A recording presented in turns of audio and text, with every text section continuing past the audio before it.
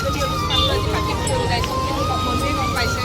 কাৰণ দেশত এতিয়া যিটো ঘটনাই ধুমাৰ লগাই আছে, কাশ্মীৰৰ পেহেলগামত 21 এপ্ৰিলত যিটো হত্যাকাণ্ড হৈছে, সেই হত্যাকাণ্ডক আমি সকলোৱে একেমুখে গৰিহণা দিছোঁ আৰু তেনেকুৱা ঘটনা যেন দেশত কেতিয়াও নহয়, তাৰেই আমি ভগৱানৰ ওচৰত প্ৰাৰ্থনা কৰিছোঁ।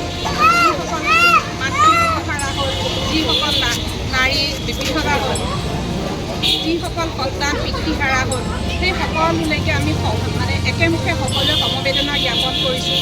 আৰু তেখেতসকলৰ এই 28জন বীৰ পুৰুষ শ্বহীদ হ'ল তাত। গতিকে তেখেতসকলৰ আত্মাৰ সদ্গতিৰ কাৰণে সকলোৱে 1 মিনিট সময় মৌনতা অৱলম্বন কৰি তেওঁলোকৰ আত্মাৰ চিৰশান্তি কামনা কৰিছোঁ।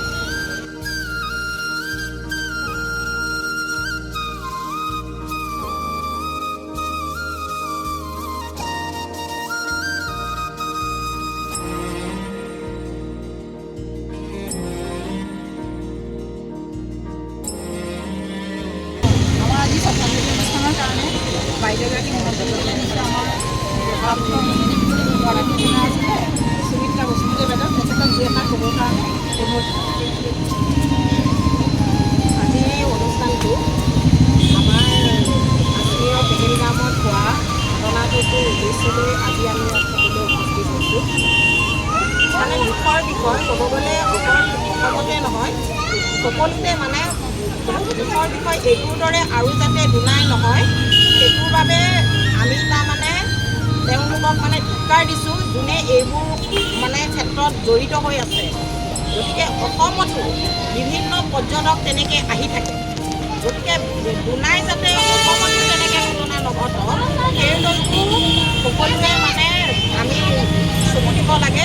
লগতে সেইদিনাখন 28জন পৰ্যটকৰ তেওঁলোকে একো ভবাই নাছিলে। সকলোৱে ঘৰৰ পৰা মনৰ ফূৰ্তি, কোনোবাই নিজৰ মাক দেউতাকক ফুৰাবলৈ নিছে, কোনোবাই নিজৰ ফেমিলিক লৈ পেলাই মানে ধৰক বিয়া হোৱাৰ প্ৰথম জীৱন আৰম্ভ কৰিবলৈ গৈছিলে।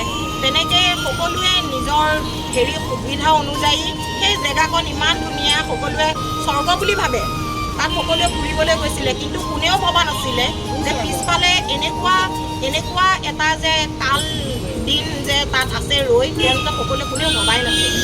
গতিকে এনেকুৱা এটা মৃত্যু তাৰমানে শত্ৰু নহওক বুলি আমি ভাবোঁ।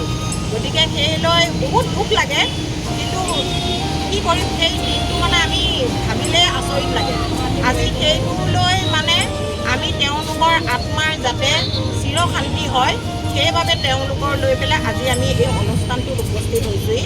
গতিকে সকলোৱে ইয়াত উপস্থিত এলেকৰ পৰা এই অনুষ্ঠানটো যে পাতিলে, গতিকে মানে ইমানেই ভাল লাগিছে, তেওঁলোকে যে সেই বস্তুটো এৰেঞ্জ কৰি পেলাই সকলোকে মাতি পেলাই ইয়াত শ্ৰদ্ধাঞ্জলিৰ বাবে আমি উপস্থিত হৈছোঁ। গতিকে তেওঁলোককো আজিৰ এই অনুষ্ঠানটো সুকৰ্ম হোৱাত যে কৰিছে, সেইটো বাবে তেওঁলোককো অগ্ৰণী ALF গ্ৰুপক আমি ধন্যবাদ জনাওঁ।